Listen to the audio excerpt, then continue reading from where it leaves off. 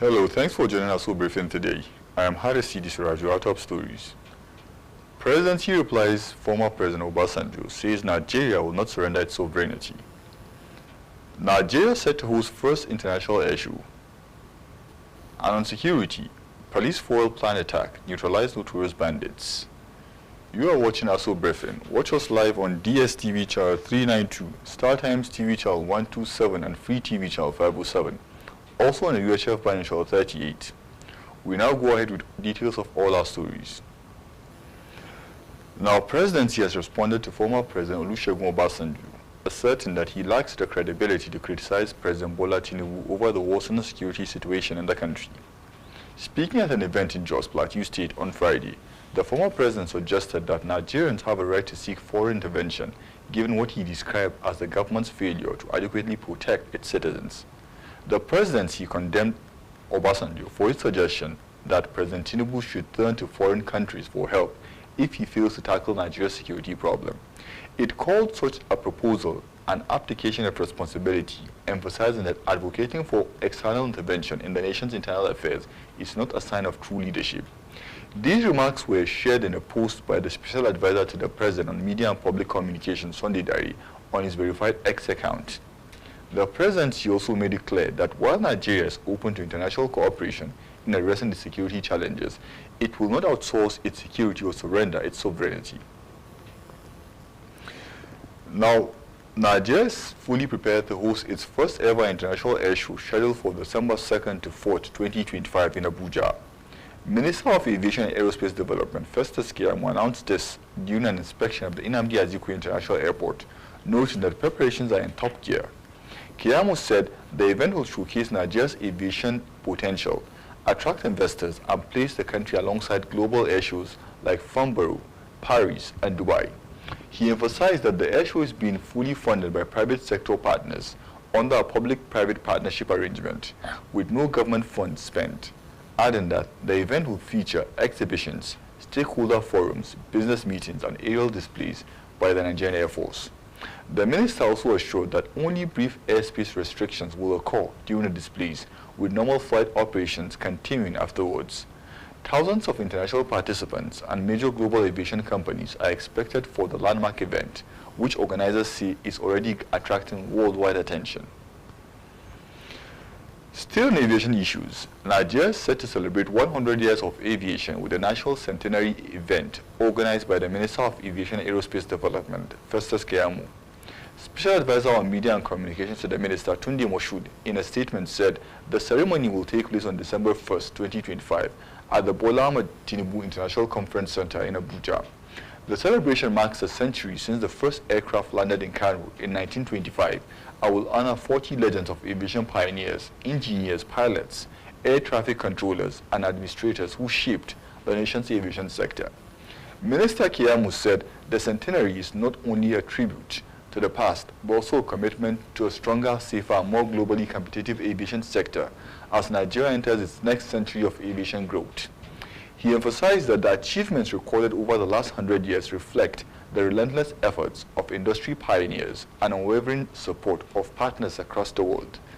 Aviation stakeholders including international and local airlines, agencies, private operators, and development partners will gather for the landmark event, which will feature documentaries, keynote speeches, goodwill messages, and the unveiling of commemorative projects.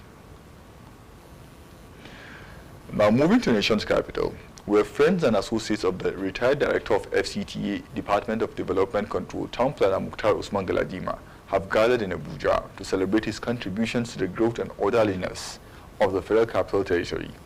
The event held at Transcorp Hilton Hotel featured tributes from colleagues, family and friends who described the former director as a dedicated public servant. Our correspondent Usman Katun Umar reports. The gathering was a celebration of service, excellence and loyalty to duty as friends and associates of retired Director of Development Control, Town Planner Mukhtar Usman Galadima, hosted a special toast in his honor at the Transcorp Hilton, Abuja. From seasoned administrators to junior staff who passed through his mentorship, the speakers took turns to highlight the qualities that defined his more than 3 decades of service: discipline, humility, exemplary leadership, and unwavering commitment to the Abuja Master Plan. The chairperson of the Planning Committee and Director of Reform Coordination and Service Improvement, Dr. Jumai Ahmadu, led the tribute, while Senior Advocate of Nigeria, Solomon Onoja, and Development Control Staff, Town Planner Tom Edward, all described Town Planner Galadima as a man who carries his team along and never compromises on excellence. TPL Dr. Galadima MN is one of those people that believe in the sanctity of Abuja Master Plan, which is why you see him doing his work with everything that he owes there to him. He's somebody that we need to clamp for. It's not everybody that have that temperament and calmness in the presence of pressure. The kind of pressure that you can see from the seat of power in FCT now. The pressure that opened up this city now to good development.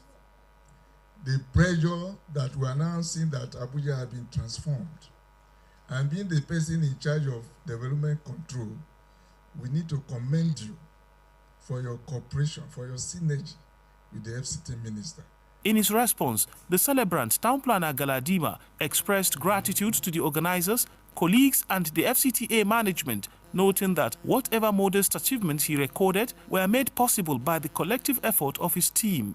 He recalled moments of danger while enforcing the Abuja Master Plan, including an incident where he and his team narrowly escaped being harmed during an operation. He urged younger officers to remain committed and support their leaders if they hope to excel in their careers. As far back as maybe level 10 officer, I used to carry files home. I drive joy in it. I want to see myself working. Let me be writing. In fact, I moved from my office to logistics because I need to write. I need to be writing, communicating to other people. So they say, okay, you can lead that unit. Although my classmate from diploma to HND knows everything that we're talking about. My advice to my colleagues, both DDs, ADs, chiefs, there is a secret to success. For you to be a leader, you must, as I say, you must support the current leader. Town Planner Mukhtar Usman Galadima joined the FCDA in 1992 and rose through the ranks to become Director of Development Control Department before his retirement.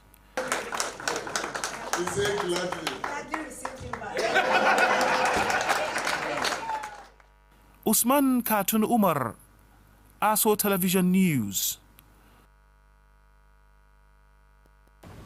Leadership University has recorded another significant milestone as Dr. Musa Muhammad Arada presented the institution's official license of operations to His Royal Highness Alhaji Idris Musa, the Emir of Jiwa, seeking royal blessings and fatherly endorsements. The revered monarch, known for his wisdom and statesmanship, offered heartfelt prayers and commendations for Dr. Arada's vision, courage, and unwavering commitment to human capital development. In a gesture of profound honor, His Royal Highness conferred on him the distinguished traditional title of Baradan Kudin Jiwa. This symbolic recognition is more than an honorary title. It reflects the deep trust, respect, and confidence the Jiwa Emirate places in Dr. Yahya Musa Muhammad's leadership, particularly his contributions to education, community upliftment, and nation building. As Dr. Yahya assumes this esteemed responsibility, he expressed deep gratitude to the Emir for the honor and reaffirmed his commitment to building a university that will stand as a beacon of excellence, innovation, and opportunity for the entire FCT and beyond. Congratulations to the new Baradan Kudin Jiwa. A new chapter begins with wisdom, purpose, and the blessings of the throne. Now, over the weekend, the Ohiku Igbira Descendants Union, OEDU, celebrated the 6th World Ohiku Igbira Day Convention 2025 held in Umaisha, Opanda Kingdom. The vibrant cultural festival drew dignitaries from across the country, including Town Planner Abubakar Sadiq Ahmad, a board member of FCE Ilawe Ekiti State, as well as traditional rulers, community leaders, and guests from far and near. The FCT APC chairman Alhaji Abdul Malik Usman was also in attendance. Town Planner Abubakar Sadiq, who considers Umaisha his second home, described the event as a heartwarming reunion. He reaffirmed his commitment to supporting initiatives that promote cultural preservation, unity, and community development within the Igbira nation. In addition to celebrating tradition through music, dance, and magical displays, the festival featured discussions on the progress of the Egbira people and the need to continually protect their rich heritage. It was a memorable gathering that strengthened bonds and showcased the cultural pride of the community. Now, realtors have been charged with the primary responsibility of acquiring adequate knowledge of the principles and ethics guiding the real estate sector. This charge was given by a real estate expert and group managing director of Sylvester Star Group Company during the organization's Legacy Gala celebration in Abuja. Our correspondent Abdul Kabir Jibril, who was present at the event, now completes the report. It was an evening of glitz, glamour, recognition, and celebration in full package, as the event featured a series of activities, including the Sylvester Academy Convocation Ceremony, the foundation launch, and the GMD's birthday celebration. We are not just celebrating excellence at Silver Star today, we're also celebrating myself, which happens to be the founder of the company. Wishing him all the best, and also personally I want to wish him a happy and long life. Well, I wish him many more years. His pocket will continue to be full with.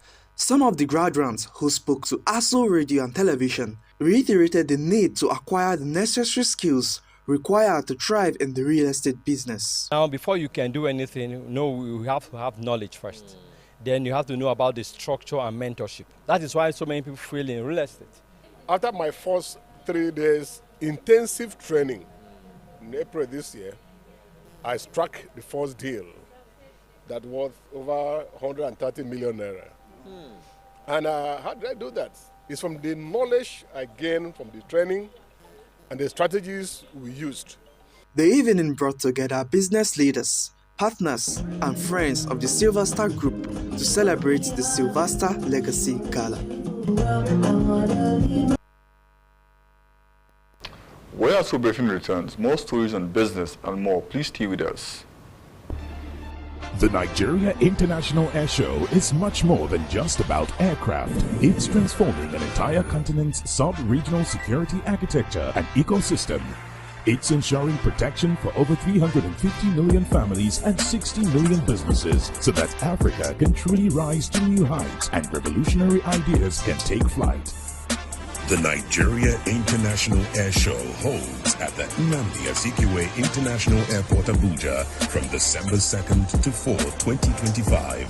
Book your attendance now at www.nigeriairshow.ng/attendees.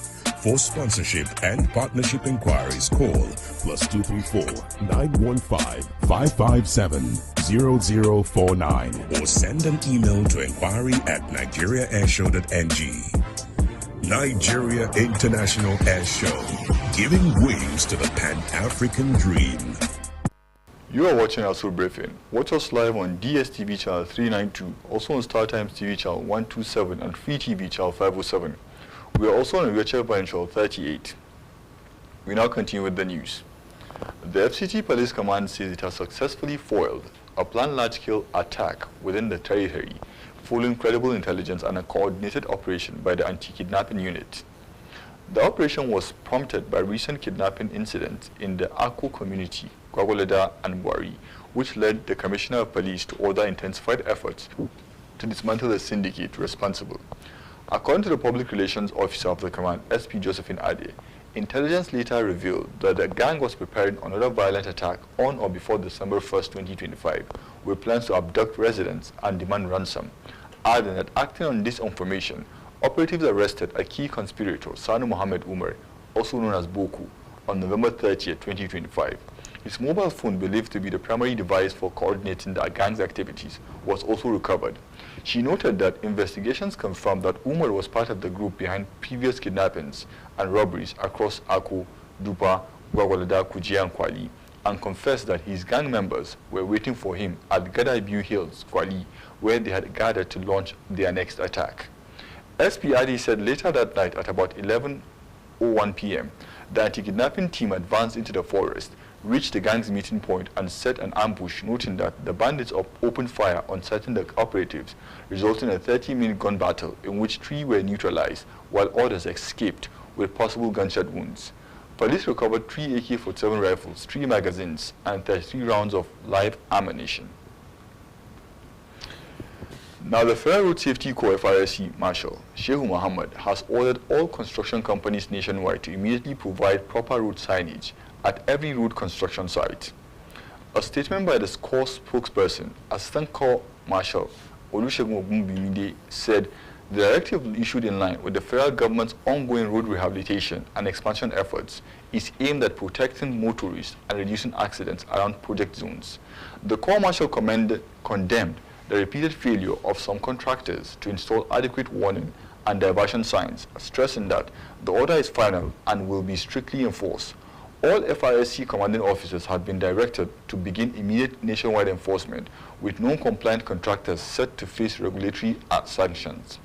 The FRSC says the move reinforces the government's commitment to ensuring safer and more secure travel for all road users. Now, Christians have been urged to win souls for Jesus Christ in order to save them and in turn please the Lord. The charge was given by Rotarian Uche Amanambu during a book launch in Abuja over the weekend, saying the call is rooted in biblical teachings. Our correspondent completes the report. The book launched, titled Soul Winning, Jackpot of Life, was carried out alongside the 60th birthday celebration of Rotarian Uche Amanambu. Speaking to journalists during the event, Rotarian Amanambu said she caught the fire of soul winning since 2015 and decided to put it into writing. It takes your time, it takes your money, it takes your love, it takes so many things for you to bring. You know, when the child is born, you nurture that child. Even when you win people to Christ, you nurture them to maturity. You don't just leave them. But when you born a child in the hospital and that child will die, you must take that baby. A newborn against our God is like a baby.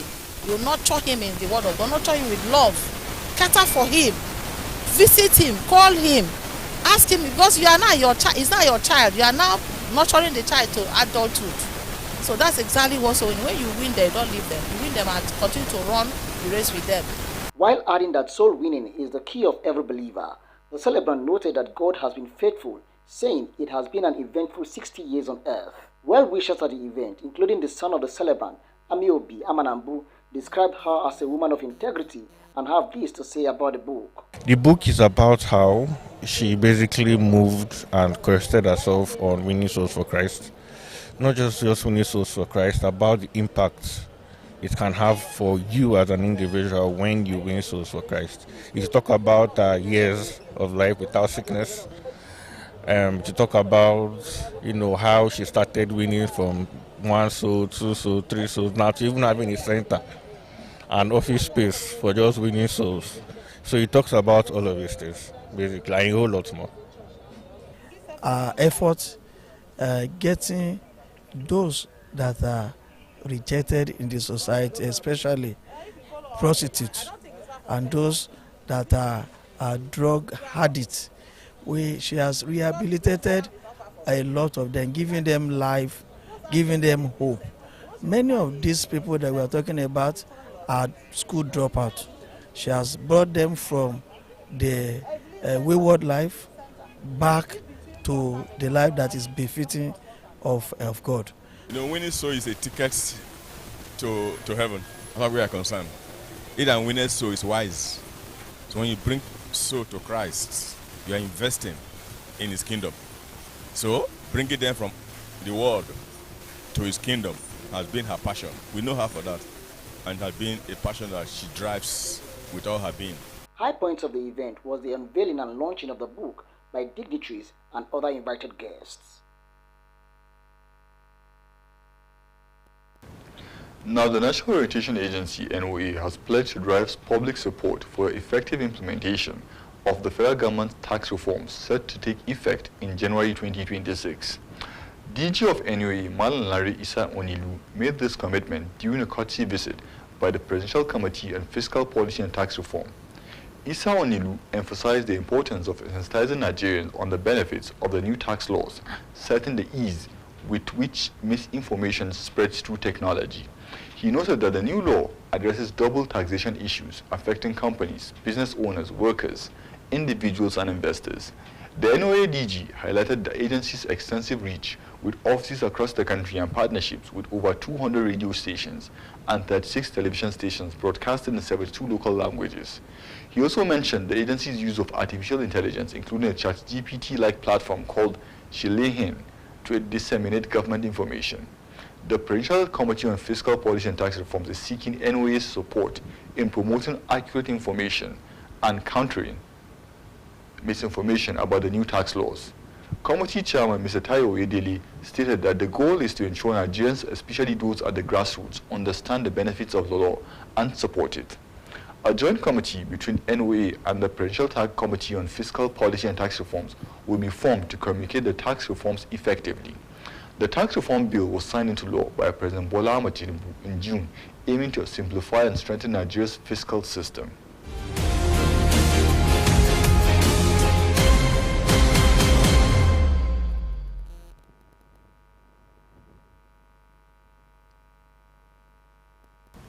Now on stocks, equity sector of the nation's domestic bourse closed last week with a surge of 123 basis points. Business correspondent Ile Emeje standing by with details. From the floor of the Nigerian domestic bourse, equity transaction closed the last session on a positive trend due to gains in some medium and highly capitalized stocks. During the session, the total volume of trade rose by 22.94% to 806 million stocks, valued at 50.77 trillion naira across 24,509 deals. On the advancers, Nigeria PLC, EcoBank Transnational Incorporation (ETI), and PZ PLC appreciates by 10% each to close at 66 naira, 34 naira 65 kobo, and 33 naira 50 kobo per unit respectively.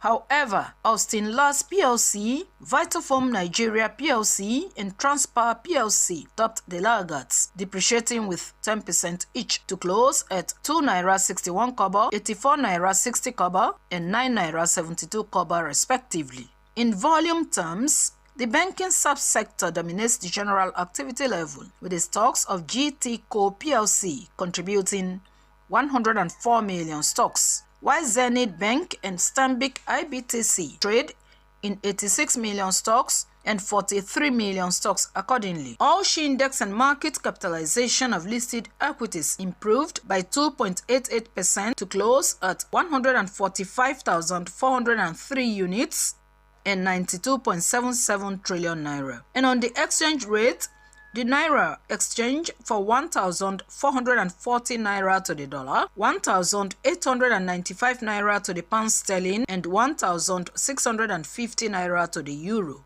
Ile Emeje, Aso Television News. And that's Aso Briefing for today. Many thanks for watching. I am Harris Siraju. Have a great day.